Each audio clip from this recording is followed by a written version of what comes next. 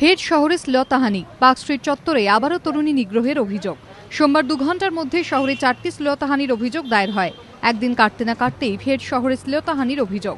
স্থানীয় কলেজের দ্বিতীয় বর্ষের এক ছাত্রীর অভিযোগ, বুধবার বেলা 10:30 নাগাদ রফি আহমেদ কিদওয়াই রোড ধরে যাওয়ার সময় মধ্যবয়সী এক ব্যক্তি তার সঙ্গে অশালীন আচরণ করেন। তাকে ধাক্কা দিয়ে পালানোর চেষ্টা করলে অভিযুক্ত ধরা পড়ে যান। স্থানীয় বাসিন্দারা তাকে কান ধরে উঠবোস করিয়ে ছেড়ে দেন বলে দাবি ওই তরুণীর। মেয়ে বলছে আমার গায়ে হাত দিয়েছে, আর বেটা ছেলে ওর মাফি চাইছিল, বলে সরি দিদি এই করে ওকে বলছিল। এরপর ওই ছাত্রী পার্কস্ট্রিট থানায় অভিযোগ দায়ের করেন। নাম পরিচয় না জানা গেলেও অভিযোগকারিনীর বয়ান অনুযায়ী অভিযুক্তের স্কেচ তৈরি করা হয়েছে। প্রতিটি থানা এলাকায় ছবি পাঠিয়ে অভিযুক্তের খোঁজে তল্লাশি চালাচ্ছে পুলিশ। গত বছর 5ই ফেব্রুয়ারি রাতে পার্কস্ট্রিটে এক মহিলাকে ধর্ষণের অভিযোগ ওঠে। ঘটনায় দ্রুত অভিযুক্ত সুমিত বাজাজ ও নাসির খানের জামিনের আবেদন খারিজ করে দিয়েছে সুপ্রিম কোর্ট। বৃহস্পতিবার মামলার পরবর্তী শুনানি। তার ঠিক আগে পার্কস্ট্রিট চত্বরে ফের শ্লীলতাহানির অভিযোগ ওঠায় প্রশ্নের মুখে শহরের মহিলাদের নিরাপত্তা। প্রকাশ সিংহের রিপোর্ট, এবিপি আনন্দ, কলকাতা।